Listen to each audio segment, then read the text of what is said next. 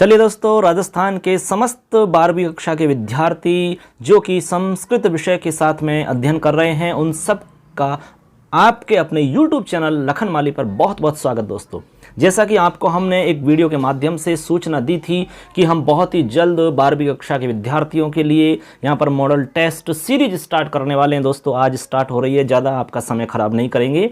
आपको हम लगभग 15-20 दिन में आपको सारा मैटर कंप्लीट करवा देंगे, तो आप अच्छे से हर वीडियो को देखें, अपने दोस्तों को शेयर करें। चलिए स्टार्ट कर देते हैं। आज हम आपका पहला पार्ट है मंगलाचरणम, उस पार्ट की हम बात करेंगे। इससे संबंधित आपका इसमें जो भी प्रश्न आपके बनते हैं उन सभी प्रश्नों को आपको व्याख्या के साथ में समझाएंगे। बहुत सारे विद्यार्थियों के आपके कई प्रकार के प्रश्न हैं, उन सब का समाधान इसमें आपको हो जाएगा।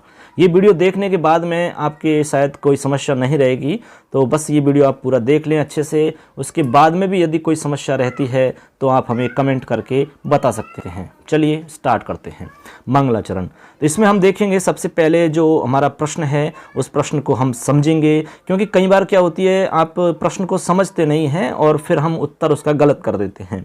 तो सबसे पहले हम प्रश्न देखेंगे। चलिए दोस्तों, सबसे पहला हमारा प्रश्न है, लिखा हुआ अधोलिखित प्रश्नानाम उचित उत्तरस्य क्रमाक्षरम लिखत।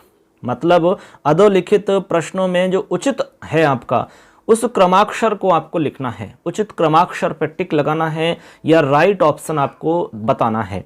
तो पहला प्रश्न हमारा देखिए, बहुत ही अच्छा प्रश्न है। पहले पाठ की हम बात कर रहे हैं। मंगलाचरणम आपका पाठ है 12वीं कक्षा के विद्यार्थियों के लिए। प्रश्न है, अस्य पाठस्य प्रथम मंत्र है कस्मात् ग्रंथात् उद्धृतोस्ति। मतलब ये हुआ बच्चों इसका कि हमारा जो पहला पाठ है उस पहले पाठ में अस्य पाठस्य प्रथम मंत्र है, इस पाठ का जो प्रथम मंत्र है वो किस ग्रंथ से लिया गया है।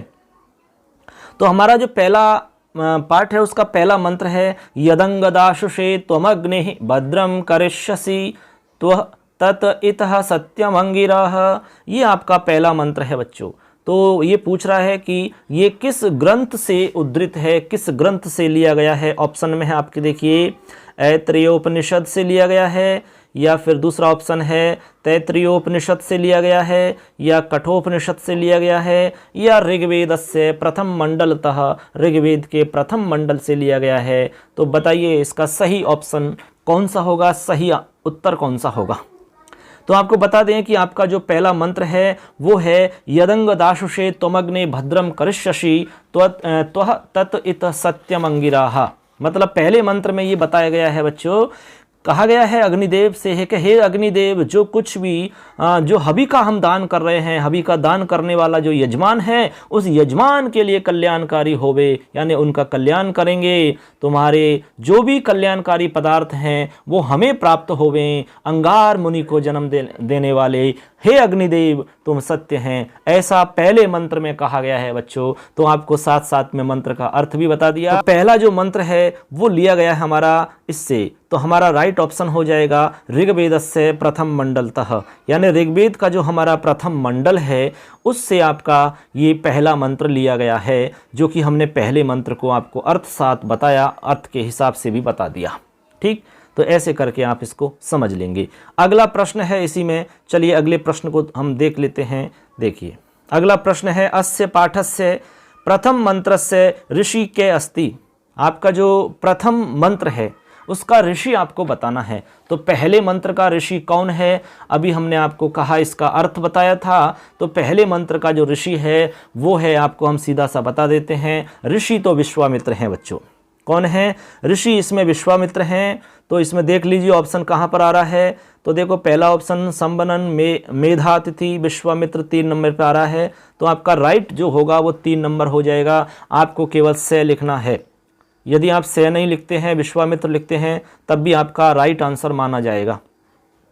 आपको और बता देते हैं, पहला जो मंत्र है आपका उसमें आपके ऋषि तो विश्वामित्र हो जाते हैं। यदि आपसे देवता पूछा जाता है तो आपको देवता में लिखना है अग्नि, यानी पहला मंत्र जो है उसमें अग्नि देवता है हमारी। यदि कोई छंद आपसे पूछा जाता है कि भाई पहले मंत्र में छंद कौन सा है, तो आपको लिखना होगा गायत्री छंद।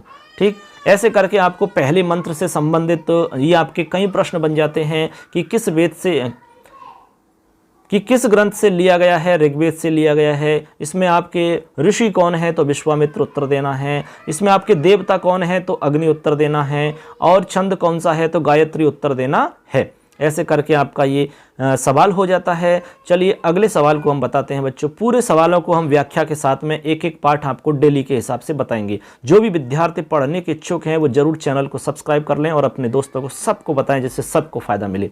चलिए अगला सवाल है ओमकार।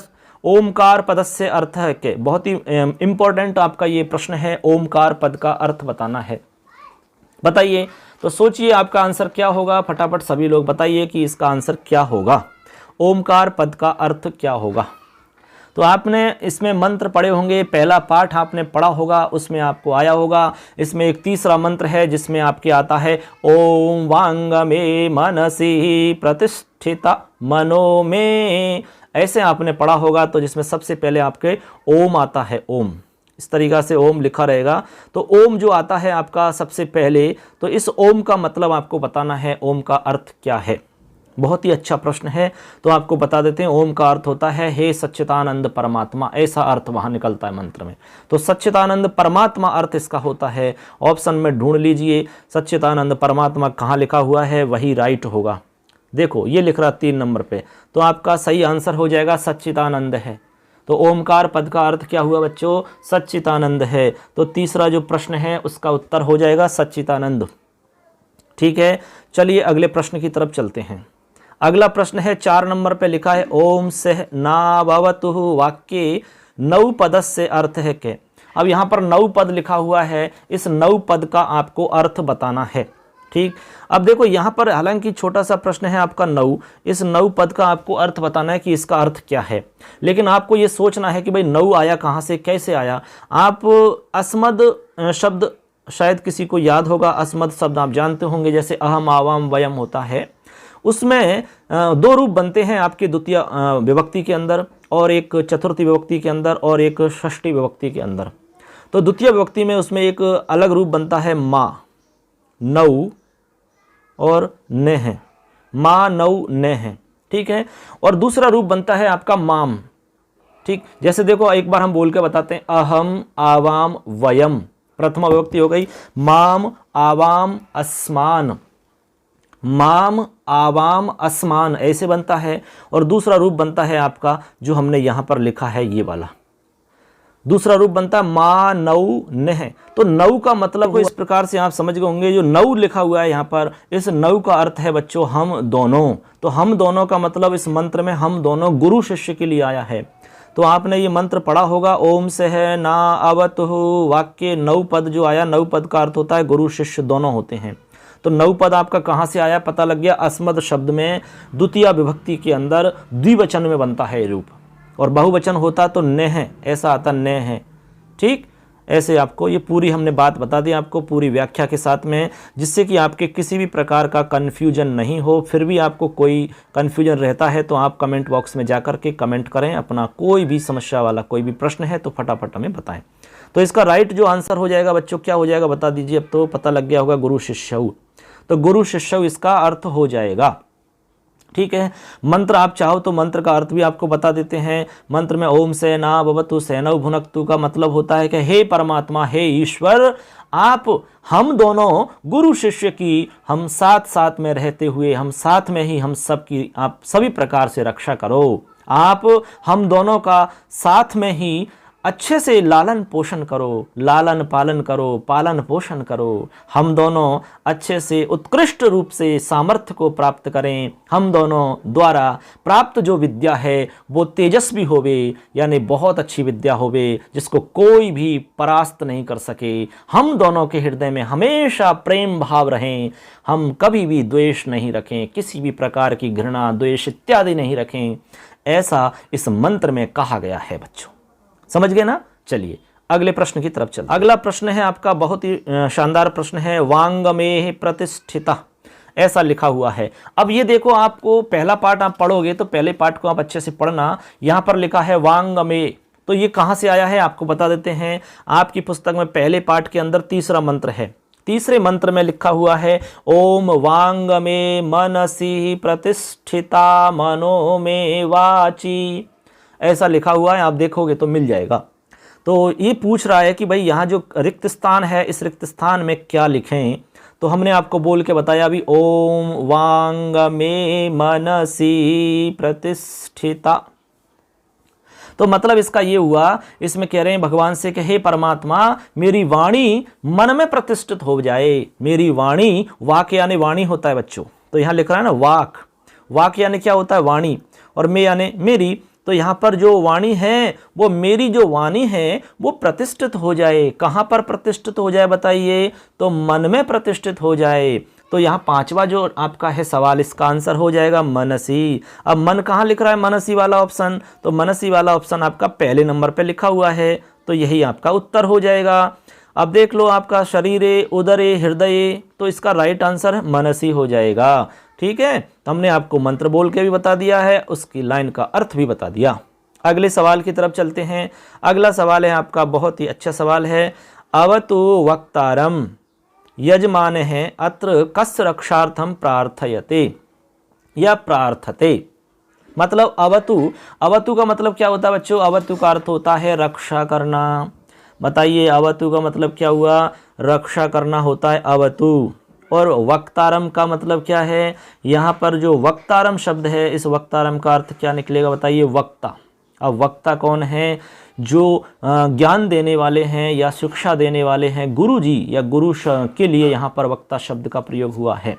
किसका, वक्तारम। आपका जो मंत्र है वहाँ उस मंत्र में भी आपके जैसे तीसरा मंत्र है तो उसमें भी लिखा हुआ है, आप देखोगे तो उसमें आपको मिलेगा तन माम अवतु तद वक्तारम अवतु, अवतु माम अवतु वक्तारम अवतु वक्तारम।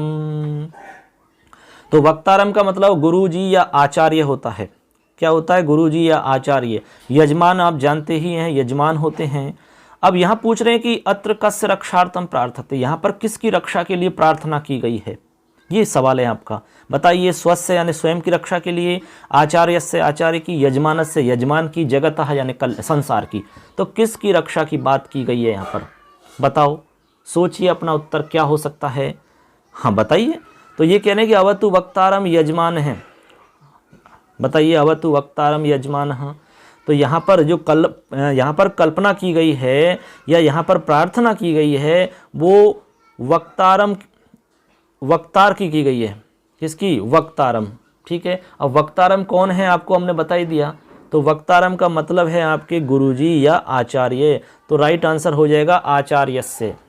किसके लिए रक्षा की प्रार्थना कर रहे हैं, आचार्य की रक्षा की प्रार्थना कर रहे हैं कि तद वक्तारम अवतु, कि हे परमात्मा उस आचार्य की रक्षा होवे, उस वक्ता की रक्षा होवे, उस वक्ता की रक्षा करें। गुरु के मुख से सुना हुआ ज्ञान जो है, जो हमें गुरु ज्ञान देता है, ऐसे गुरु की रक्षा करें, ऐसे गुरु की रक्षा करें, ऐसा कहा जा रहा है, ऐसे आचार्य की रक्षा करें। ठीक, अगले सवाल की तरफ चलते हैं। तो यहाँ तक आपको किसी भी तरह की कोई समस्या नहीं है। अगला सवाल है हमारा, बहुत ही अच्छा सवाल है। चलिए 7 नंबर का सवाल, सह नावतु अत्र नौ इति सर्वनाम पदस्य अभिप्रायः। यहाँ पर देखो, हमने आपको पहले भी कहा था कि भाई जो नौ पद है वो कैसे आया। अब नौ पद को हम पहले आपको बता चुके हैं। नौ पद आपका बनेगा जैसे द्वितीय विभक्ति में द्विवचन के अंदर बनेगा, अस्मद शब्द के अंदर, और फिर आपका बनेगा चतुर्थी विभक्ति के द्विवचन में, और फिर बनेगा आपका षष्ठी के द्विवचन में। ये 2 रूप बनते हैं यहाँ पर।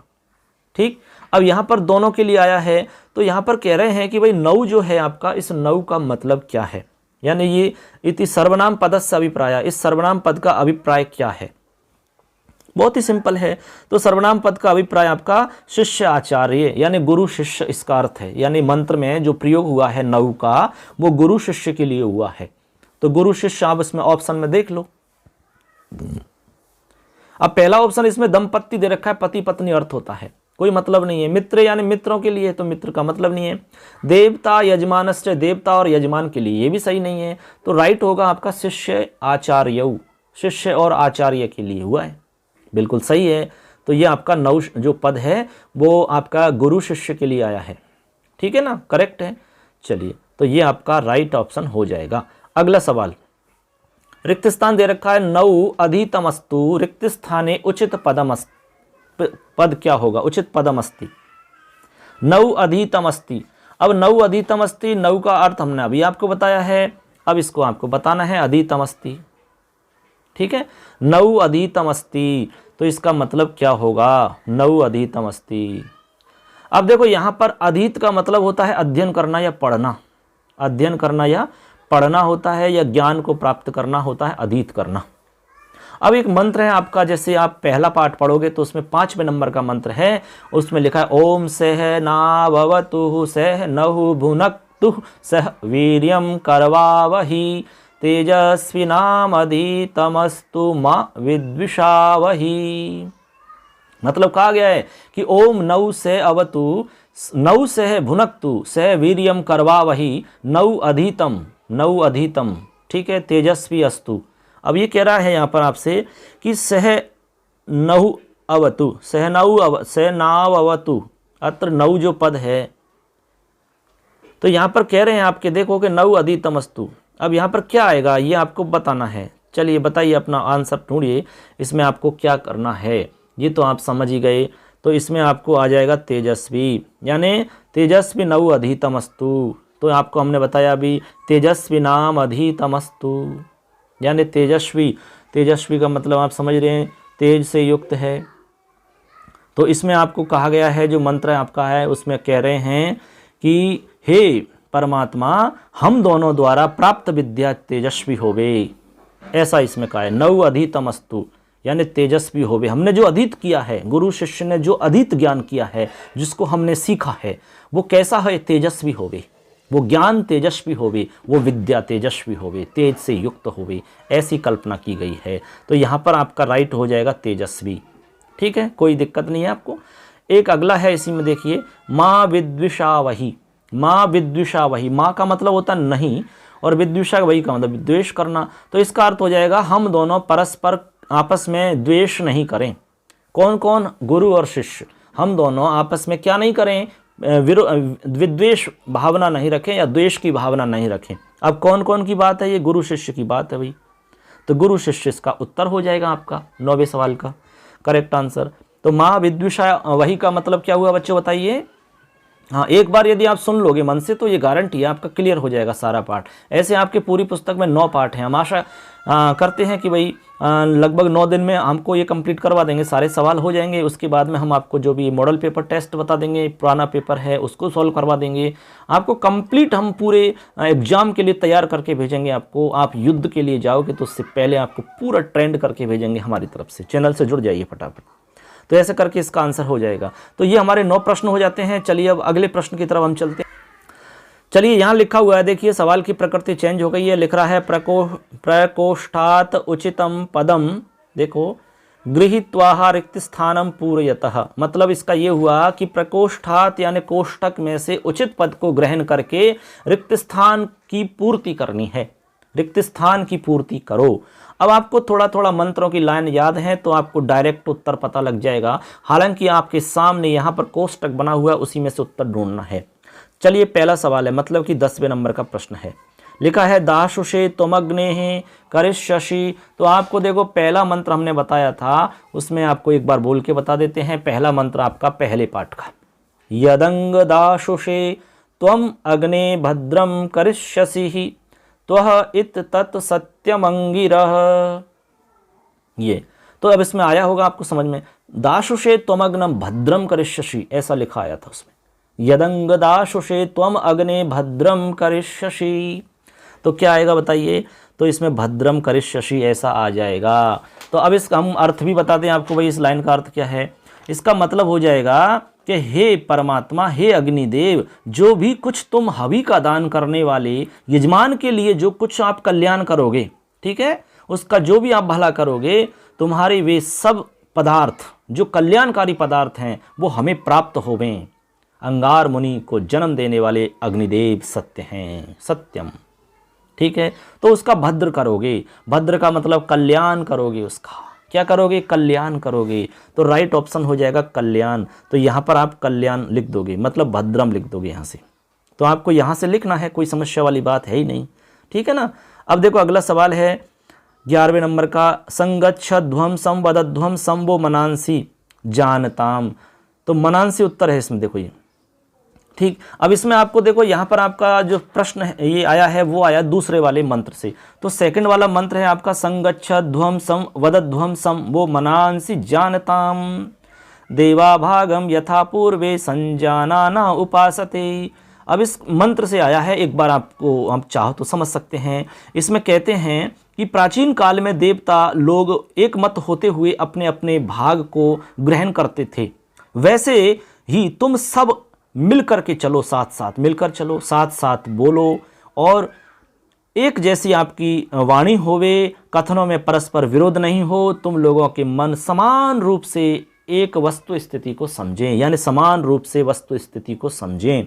तो सम गच्छध्वम सम वदध्वम सम वो मनांसि जानताम, तो मनों को समझें, एक दूसरे के मनों को समझें, अच्छे से एक दूसरे के मन को समझें, ये इसका मतलब है। ठीक है ना। आगे है वदिष्यामि। अब कैसे वदिष्यामि बताइए। वदिष्यामि यानी बोलूंगा, क्या बोलूंगा बताइए, अनृत बोलूंगा या सत्यम ऋतम बोलूंगा, बताइए क्या आएगा। आप खुद सोच के बता सकते हैं भाई क्या आएगा। हाँ, तो देखो अनृत का मतलब झूठ होता है, ऋतम यानी सत्य होता है। अनृतम यानी झूठ है, ऋतम यानी सत्य है। तो इसमें ऋतम वदिष्यामि, ऋतम यानी हो जाएगा सत्य बोलूंगा। ठीक है, तो इसमें आपका ऋतम हो जाएगा। ये तो ऐसे ही आप अंदाज़ा लगा सकते हैं, ऋतम वदिष्यामि। तो ऋतम का मतलब क्या हो जाएगा बच्चों, बताइए सभी। ऋतम का मतलब हो जाएगा सत्य बोलूं, यानी सत्य बोलें। ठीक है, झूठ का सहारा नहीं लेवें, रित बोलें, रित। आगे चलते हैं। अब अगला सवाल है, इसमें देखिए यहाँ 13 नंबर का। यहाँ पर हम देखते हैं लिखा हुआ है सह है, खाली स्थान है यहाँ पर, उसके बाद में लिख रहा है भुनक्तु। ठीक है, अब सह ना भुनक्तु, सह नौ भुनक्तु। अब भुनक्तु का अर्थ यहाँ पर क्या है, पालन करने से है। भुनक्तु यानी पालन करना होता है बच्चों यहाँ पर। ठीक है, और सह यानी साथ में। तो इसका जो अर्थ है वो निकल के अर्थ आएगा आपका कि हम दोनों का साथ में पालन पोषण करो, यानी हम दोनों का साथ ही समुचित रूप से पालन पोषण करो। अब हम दोनों के लिए क्या आएगा बताओ इसमें, वह या नौ, बताओ। हमने आपको कहा कि नौ यानी क्या होता है, हम दोनों होता है, ये हम आपको पहले ही बता चुके हैं। नौ, नौ पद कैसे आया ये सब हमने आपको बता दिया। तो नौ पद का अर्थ हम दोनों होता है। तो आप बता दो इसमें क्या आ जाएगा ऑप्शन। तो इसमें राइट होगा नौ, तो उत्तर हो जाएगा नौ, लिख दो आप इसमें से। ऐसे आपका 14वां नंबर का है त्वमग्ने भद्रम करिष्यसि। तो हमने आपको बता दिया, पहला मंत्र कई बार बोल के बता दिया है, यदंगम दाशुषे त्वमग्नम भद्रम करिष्यसि। तो यहाँ पर क्या आ जाएगा बताओ, वक्तारम आएगा या दाशुष्य आएगा। दाशुष्य का मतलब यहाँ पर क्या होता है बच्चों, दाशुष्य का मतलब होता है हविदात्री यजमानाय, हवि का दान करने वाले यजमान के लिए, ऐसा अर्थ निकलेगा। तो यहाँ पर हवि के दान करने वाले यजमान के लिए, हे अग्निदेव तुम जो भद्र करोगे, जो तुम कल्याण करोगे, तो यहाँ पर आ जाएगा दाशुषे। ठीक है, ऐसे करके आपके ये रिक्त स्थान वाले प्रश्न हो जाते हैं। चलिए अगले सवाल की तरफ चलते हैं। अब देखो यहाँ पर आपका अलग प्रकार के सवाल हो गए, यहाँ थोड़ा सा सवाल की प्रकृति चेंज हो रही है। अगला सवाल है आपका, इसी पार्ट से हम चल रहे हैं बराबर, दाशुषे। देखो यहाँ लिख रहा है दाशुषे इत्यस्य पदस्य अर्थ है क्या। दाशुषे जो पद है इसका अर्थ आपको बताना है, अथवा आपको ऑप्शन में दे रहे हैं तेजस्वी किम अस्तु, तेजस्वी क्या होवे। ठीक, तो आपको लिख रहा है दाशुषे पद का अर्थ बताना है। ये काफ़ी इंपॉर्टेंट है, ये एग्जाम में कई बार पूछा जा चुका है शब्द। तो दाशुषे पद का अर्थ आपको बता देते हैं। दाशुषे पद का अर्थ होता है यजमान के लिए। किसके लिए, यजमान के लिए। तो हविदात्री यजमानाय, ये आपको मिलेगा हविदात्री यजमानाय। तो यजमानाय क्या हो जाएगा, यजमानाय। तो ये आपका यजमानाय उत्तर हो जाएगा, आपको यहाँ यजमानाय लिख देना है। ठीक है, चलिए अगला सवाल है आपका, अहम किम वदिष्यामि। अहम किम वदिष्यामि, मैं क्या बोलूँगा या कैसा बोलूँगा। तो आप आगे इसमें अथवा में भी दे रखा है, त्वमेव कीदृशम ब्रह्मासि, तुम ही कैसे ब्रह्मा हो। अथवा आगे है मम वाणी कुत्र प्रतिष्ठा भवतु, मेरी वाणी कहाँ पर प्रतिष्ठित होवे। ठीक है, तो यहाँ पर सबसे पहले आपका लिखा हुआ है अहम किम वदिष्यामि। अब आपका एक मंत्र है, वहाँ पर आपको ये सारी चीज़ आपको मिलेंगी। अहम किम वदिष्यामि, सत्यम वदिष्यामि, ऐसे आपको वहाँ पर मिल जाएगा सारा का सारा। अब देखो यहाँ पर आपका एक मंत्र है चौथे नंबर का, उस चौथे नंबर के मंत्र में ये सारी चीज़ें आपको दे रखी हैं। तो वहाँ लिखा हुआ है, देखिए, त्वामेव प्रत्यक्षम ब्रह्म वदिष्यामि, त्वमेव प्रत्यक्षम ब्रह्म वदिष्यामि, ऋतम वदिष्यामि। तो अहम किम वदिष्यामि, तो आएगा ऋतम वदिष्यामि, सत्यम वदिष्यामि, ऋतम वदिष्यामि सत्यम वदिष्यामि, यानी मैं कैसा बोलूँ, ऋत या सत्य बोलूँ। सत्य का मतलब सत्य है, ऋत का मतलब भी सत्य होता है। तो यहाँ पर मैं कैसा बोलूँ, सत्य बोलूँ। तो सत्य भी लिख सकते हो या फिर आप ऋतम भी लिख सकते हो, दोनों में से कुछ भी लिख सकते हो। या आप सत्यम लिखना चाहो तो सत्यम भी लिख सकते हो। ऋतम या सत्यम आप दोनों में से कोई भी लिख सकते हैं। तो मैं कैसा बोलूँ, सत्य बोलूँ, सत्य बोलूँगा, ऐसा यहाँ भाव है। तो आपको लिखना होगा ऋतम या सत्यम, आपका आंसर सही हो जाएगा। ऋतम या सत्यम लिखोगे, ठीक है ना। अब देखो इसमें आगे है त्वमेव कीदृशम ब्रह्मासि, इसको भी हम बता देते हैं कि तुम कैसे ब्रह्मा हो, तुम ही कैसे हो। तो इसका होगा, इसमें मंत्र में आता है त्वामेव प्रत्यक्षम ब्रह्म वदिष्यामि, प्रत्यक्षम ब्रह्म वदिष्यामि, तुम ही प्रत्यक्ष ब्रह्म के स्वरूप हो, ठीक है ना। तो यहाँ पर आ जाएगा प्रत्यक्ष, ठीक है, यानी अधिष्ठित विष्णु भगवान हमें कल्याण प्रदान करें, ऐसे ही परमात्मा स्वरूप ब्रह्म के लिए हमारा नमस्कार होवे, ऐसा इसमें कहते हैं। तो यहाँ पर किसके लिए है, प्रत्यक्ष आ जाएगा आपका। तो यहाँ पर अगला जो अथवा में लिख रहा है उसको आपको प्रत्यक्ष उत्तर लिख देना है। प्रत्यक्षमेव त्वामेव ब्रह्मासि। आगे है मम वाणी कुत्र प्रतिष्ठिता भवतु, तो मेरी जो वाणी है वो कहाँ पर प्रतिष्ठित होवे, बताइए। मेरी जो वाणी है वो कहाँ पर प्रतिष्ठित होवे, ऐसा किस में आया है, आपका एक मंत्र है दूसरे नंबर का, उसमें आपको आया है कि मेरी जो वाणी है वो मनसी प्रतिष्ठिता भवतु, कहाँ पर होवे, मन में प्रतिष्ठित होवे। तो मेरी वाणी कहाँ, मन में प्रतिष्ठित हो जाए, ऐसा आपको यहाँ पर बताना होगा। तो इसका जो आंसर है आपको मिलेगा मम वाणी कुत्र प्रतिष्ठिता। इसके लिए आपको देखो तीसरा वाला मंत्र है, उसमें है ओम वांग में मनसी प्रतिष्ठिता, ओम वांग में मनसी प्रतिष्ठिता। तो यहाँ राइट हो जाएगा आपका मनसी प्रतिष्ठिता, यानी मन में प्रतिष्ठित होवे, ऐसा वहाँ कहा गया है, ठीक। तो यहाँ तक आपको किसी भी तरह की कोई प्रॉब्लम नहीं है। अगले सवाल की तरफ चलते हैं। देखिए अगला आपका सवाल है 3 नंबर का, बहुत ही अच्छा सवाल है। प्रथम मंत्र से संस्कृत व्याख्या कर्तव्य अथवा द्वितीय मंत्र से संस्कृत व्याख्या कर्तव्य। या तो आप प्रथम मंत्र की संस्कृत व्याख्या करें या फिर आप द्वितीय मंत्र की संस्कृत व्याख्या करें, दोनों में से कोई भी एक आपको करना है। जो भी आपको उचित लगे, जो भी आप कर सकते हैं आसानी से, वो आप कर सकते हैं, ठीक है। अब संस्कृत व्याख्या के लिए क्या है, संस्कृत व्याख्या हालांकि इसमें 12वीं कक्षा में आती नहीं है, सप्रसंग व्याख्या तो आती नहीं है आपकी, फिर भी आपको यहाँ बता देते हैं आपको। देखिए यदि हम इसकी व्याख्या करेंगे तो उसके लिए आपको अर्थ आना चाहिए सबसे पहले। तो डायरेक्ट आपको प्रसंग इत्यादि कुछ भी नहीं लिखना है, सीधा व्याख्या आपको करनी है।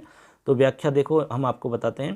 पहला मंत्र आपको कौन सा है वो आपको बता देते हैं, बार बार आपको कई बार बोल दिया हमने। पहला मंत्र है यदंग दाशुषे त्वम अग्ने भद्रम करिष्यसि त्वह इत्तत् सत्यम अंगिरह।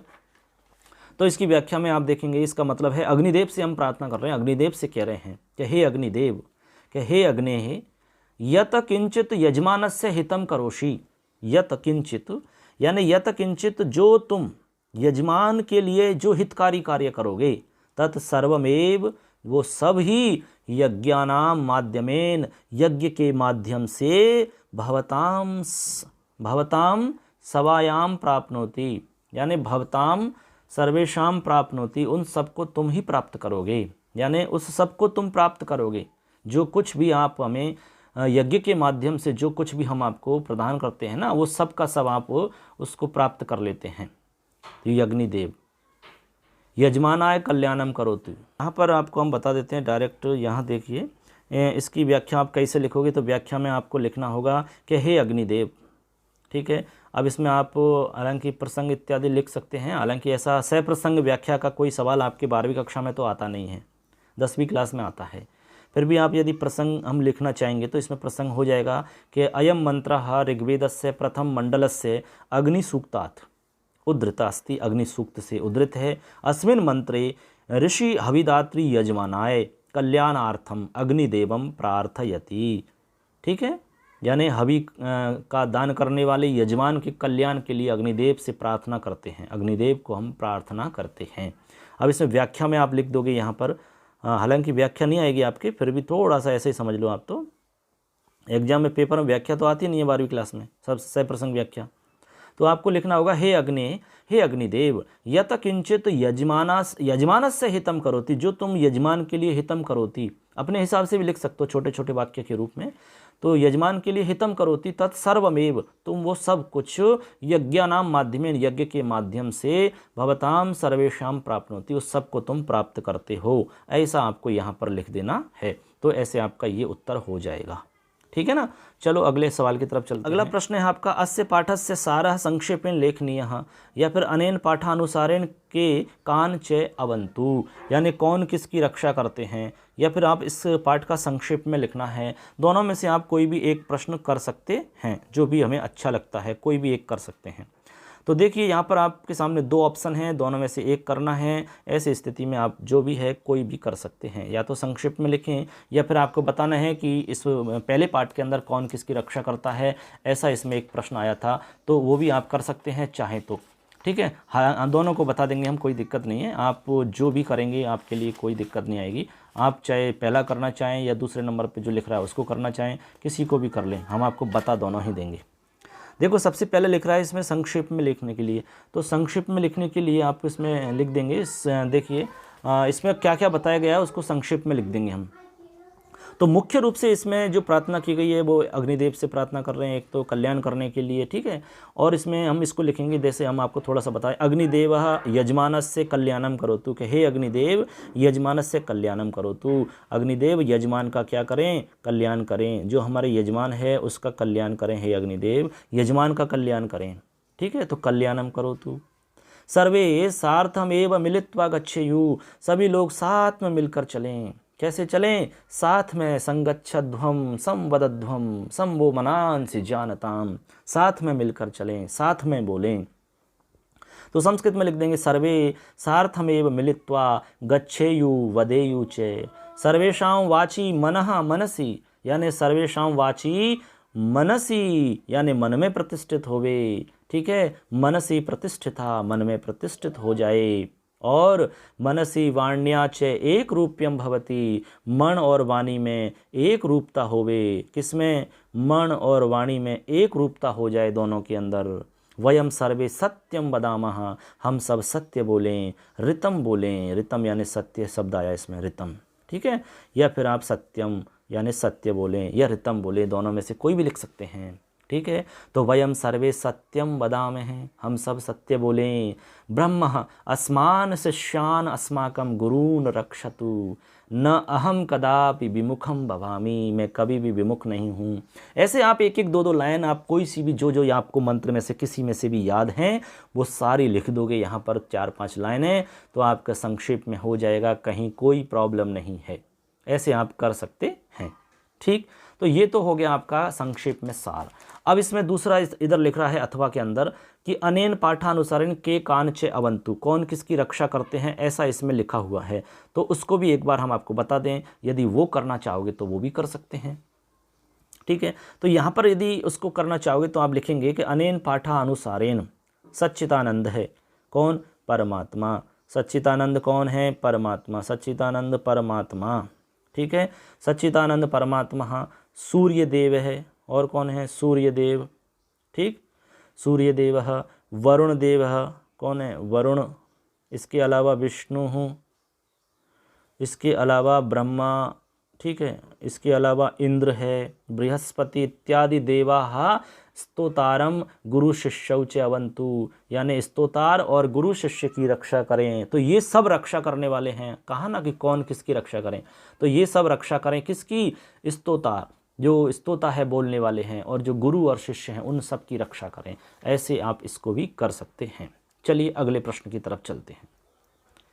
अगला इसमें सवाल है आपका, देखिए इस तरह का सवाल है, अधोलिखित पद्यांशम पठित्वा प्रश्नानाम उत्तरानि लिखत। अधोलिखित पद्यांश को पढ़ करके आपको कुछ प्रश्नों के उत्तर देने हैं। तो सबसे पहले आप इस श्लोक को पढ़ेंगे जो आपके सामने पद्य दिया हुआ है, उसके बाद में इसमें से जो प्रश्न हैं उनको समझेंगे। तो सबसे पहले देखो लिखा है, संगच्छध्वम संवदध्वम संवो मनांसि जानताम, देवा भागम यथा पूर्वे संजानाना उपासते। सबसे पहले हम इसका अर्थ बताएंगे, क्योंकि अर्थ जब तक नहीं आएगा तब तक आप सही आंसर नहीं ढूंढ सकोगे। तो इसमें ऋषि कहते हैं कि हे स्तोताओ, जैसे प्राचीन समय में, पुराने समय में देवता, सब लोग, सभी देवता एक मत होकर के, ठीक है, एक मत होते हुए अपने अपने भाग को ही स्वीकार करते थे। एक अपने भाग को, जो भी उनको अंश मिलता था, केवल उसी अंश को स्वीकार करते थे। उसी प्रकार तुम सब साथ साथ मिलकर चलो, साथ साथ मिलकर बोलो, अर्थात तुम सब लोगों की जो वाणी है ना, वो एक जैसी होवे, कथनी करनी में अंतर नहीं हो। तुम लोगों के मन समान रूप से वस्तु स्थिति को समझें, अर्थात तुम एक दूसरे के मन को समझें, ऐसा अर्थ है इसका। अर्थ आप समझ गए। अब देखो प्रश्नों के उत्तर ढूंढते हैं इसी के अंदर से। अर्थ समझ गए तो पहला प्रश्न है, वह मनांसी कथम जानताम। पहला प्रश्न, अब देखते हैं इसके आंसर ढूंढते हैं। पहला प्रश्न है आपका, देखो, वह मनांसी कथम जानताम, ठीक है, वह हम सब, ठीक है, वह हम सब मनांसी कथम जानताम, मन को कैसे जाने, मनों को कैसे जाने हम सब, बताइए। तो बताइए, संजानताम, कैसे जाने, अच्छे प्रकार से समझें या जानें, हम मन को अच्छे प्रकार से समझें या जानें। तो इसमें जो आपको लिखना होगा, कथम की जगह उत्तर लिखना होगा। कैसे, ये कथम शब्द से प्रश्न किया गया है, तो यहाँ पर कथम को हटा देना है और कथम को हटा करके आपको यहाँ पर संजानताम लिख देना है। क्या, संजानताम। तो मतलब ये हुआ कि अच्छे प्रकार से हम, अच्छे ढंग से हम एक दूसरे को समझें, यानी एक दूसरे के मन को समान रूप से समझें, वस्तु स्थिति को अच्छे से समझें। तो यहाँ पर आ जाएगा संजानताम, उत्तर हो जाएगा संजानताम। लिख लोगे ऐसे, संजानताम। इसमें लिखने में थोड़ी दिक्कत आती है, तो यहाँ पर आप देखो संजानना उपासते लिख रहा है ना, तो यहाँ लिखो, यहाँ से लिखना है सम जानताम, यहाँ से सम ले लो और यहाँ से जानताम, तो जानताम में सम और जोड़ दो, संजानताम हो जाएगा।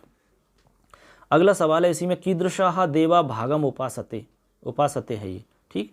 कीदृशाः देवा, कैसे देवा भाग उपासते, कैसे जो देवता थे कैसे अपने भाग को स्वीकार करते थे, उपासते। तो इसमें क्या आएगा बताइए, तो इसमें आ जाएगा संजानाना देवा, कैसे करते थे, अच्छे प्रकार से समझते हुए, अच्छे प्रकार से। हमने आपको बताया ना कि जैसे प्राचीन समय में देवता एक मत होते हुए, अच्छे से समझ के हुए, एक मत होते हुए, तो एक मत होते हुए या अच्छे से समझते हुए, ठीक है, वो केवल अपने ही अंश को स्वीकार करते थे। तो आ जाएगा यथा पूर्वे संजानाना देवा, तो संजानाना देवा, उत्तर आएगा संजानाना देवा। तो संजानाना यहाँ से आपको लिख देना है, कहाँ से, कीदृशा को हटा देना है और संजानाना देवा भागम उपासते ऐसा लिख देना है। संजानाना लिखना है कीदृश को हटाकर। अगला है सहैव गंतव्यम इत्यर्थे मंत्रे किम पदम प्रयुक्तम। सहैव गंतव्यम यानी साथ में जाना चाहिए, इसके लिए मंत्र में क्या शब्द प्रयोग हुआ है, तो वो तो बहुत ही अच्छा शब्द है, संगच्छध्वम।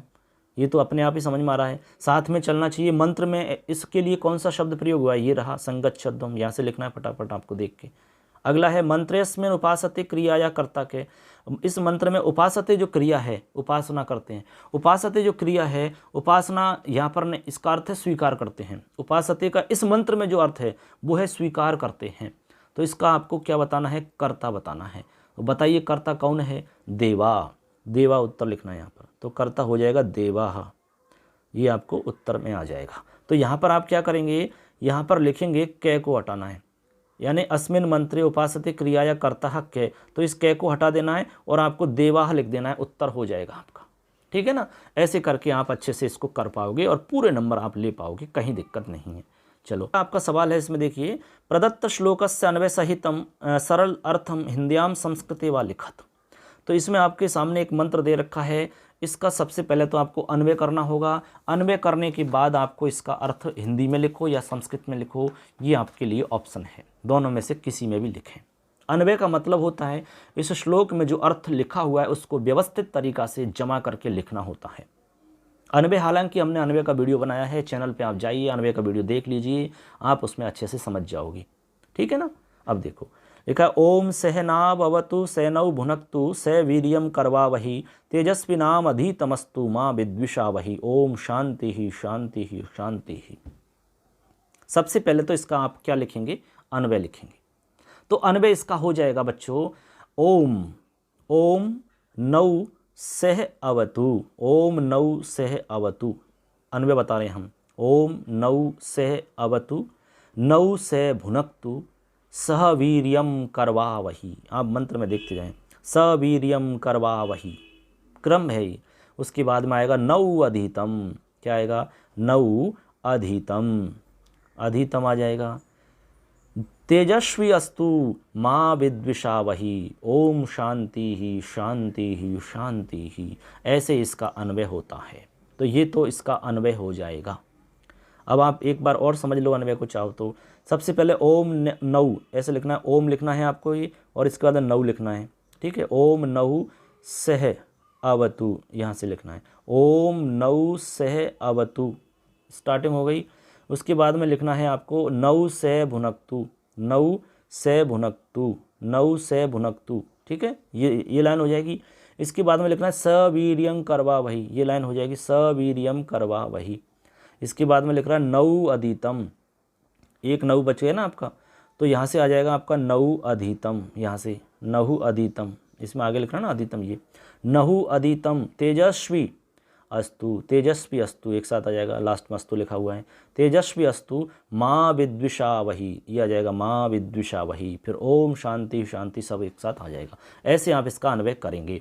ये तो हो गया अन्वय। अब इसमें जो प्रश्न है उनको समझ लेते हैं। पहला प्रश्न है से नौ कह अवतु, से नौ के अवतु। से यानी साथ में, नौ यानी हम दोनों की कौन रक्षा करे। ठीक है, हम दोनों गुरु शिष्य की कौन रक्षा करे, ऐसा यहाँ पर लिखा हुआ है।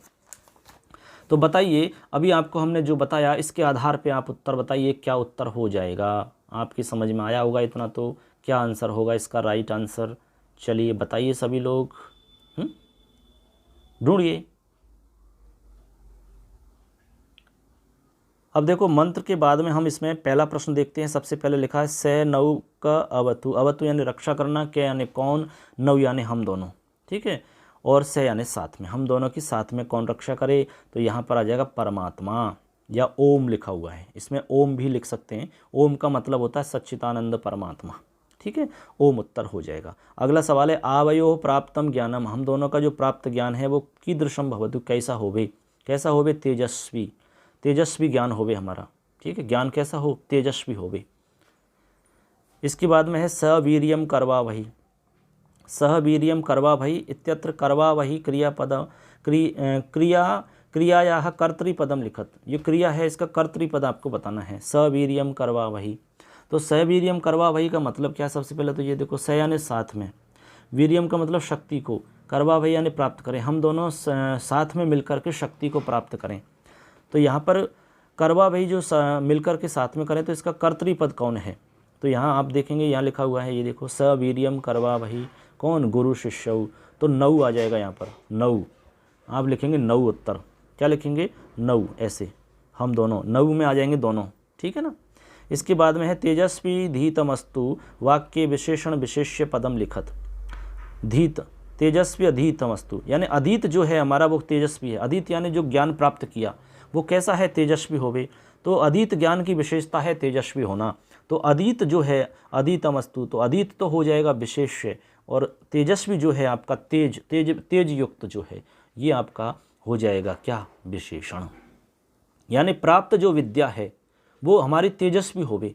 तो प्राप्त विद्या तो विशेष्य है और तेजस्वी होना उसका विशेषण है, तो विशेषण हो जाएगा तेजस्वी होना। ठीक है ना। चलिए यहाँ तक हो गया। अब एक लास्ट प्रश्न और है आपका, इसी के साथ में आपका आज का हमारा पाठ पूरा हो जाएगा।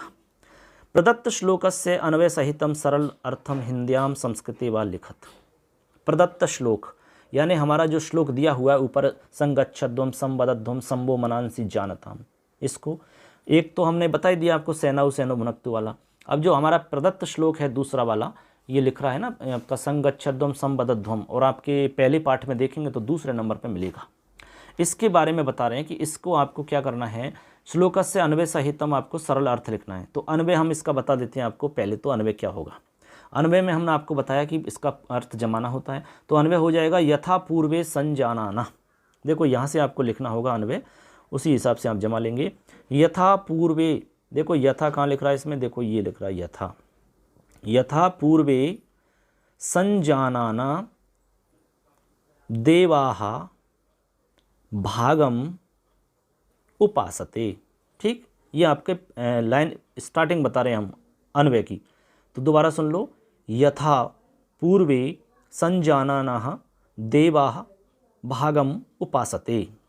इसके बाद में लिखना होगा संगच्छध्वम संवदध्वम, संगच्छध्वम संवदध्वम वह मनांसी जानताम, वह मनांसी जानताम। ऐसे करके आपका अन्वय हो जाता है। तो ये तो आपका अन्वय हो गया, कोई दिक्कत नहीं है इसमें। अन्वय लिखने के बाद में अब इसका आप अर्थ भी समझ लो एक बार, उसके बाद में इसमें जो प्रश्न हैं, तो ये आपका अन्वय हो जाता है। अब अन्वय के बाद में आपको इसका अर्थ लिखना होता है। तो अब अन्वय के बाद में अर्थ समझ लो, इसका अर्थ आपको अब आसान हो जाएगा, कोई दिक्कत ही नहीं है। अर्थ, अब देखो अर्थ हो जाएगा इसका कि ऋषि कहते हैं कि हे स्तोताओ, जिस प्रकार से प्राचीन समय में, पुराने समय में देवता एक मत हो करके, ठीक है, एक मत हो करके अपने अपने अंश को ग्रहण करते थे, उसी प्रकार तुम सब मिलकर साथ साथ चलो, साथ मिलकर बोलो, यानी तुम सब लोगों की वाणी एक जैसी होवे, कथनी करनी में कोई अंतर नहीं हो, तुम लोगों के मन समान होवें, एक जैसे होते हुए वस्तु स्थिति को समझें, यानी एक जैसे मन होवें, एक दूसरे के मन को समझ सकें, ऐसा यहाँ पर अर्थ हो जाता है। आशा करते हैं पहले पाठ में आपका कोई भी प्रश्न आएगा तो आपका राइट हो जाएगा, करेक्ट होगा, सही हो जाएगा, कहीं किसी तरह की दिक्कत नहीं आएगी। ठीक है दोस्तों, तो आज के लिए हमारा ये मॉडल टेस्ट सीरीज में पहला वीडियो है। अच्छा लगा हो तो आप ज़रूर कमेंट करें, और जो भी आपकी समस्या है इससे संबंधित आप कमेंट करके बताएं। कमेंट के माध्यम से आप अपनी बात को शेयर कर सकते हैं। चलिए दोस्तों, आप सुन रहे हैं लखन माली यूट्यूब चैनल पर, आप ज़्यादा से ज़्यादा जुड़ें, अपने दोस्तों को शेयर करें। इस पर हम इसी प्रकार से आपको सारे पाठ करवाएंगे प्रश्नोत्तरों के माध्यम से। वीडियो आप व्याख्या के साथ में देखना चाहते हैं तो ऑलरेडी चैनल पर आपको उपलब्ध हो जाएंगे। PDF नोट्स भी हम बच्चों को उपलब्ध करवा रहे हैं, आपको भी मिल जाएंगे। आप चाहो तो आप हमारे WhatsApp नंबर पे हमें ये अपना नाम, जिले का नाम, स्कूल का नाम हमें भेज दें। आप अपना नाम वगैरह लिख करके हमें भेज दें तो आपको नोट्स भी मिल जाएंगे। ठीक है ना, जो भी मैटर रहेगा सारा मिलता रहेगा। चलिए आज के लिए इतना ही पर्याप्त, धन्यवाद। फिर मिलेंगे अगली वीडियो के साथ में, अगले पाठ के साथ में, अगली जानकारी के साथ। तब तक के लिए जय हिंद, जय तु भारतम, जय तु संस्कृतम, धन्यवाद।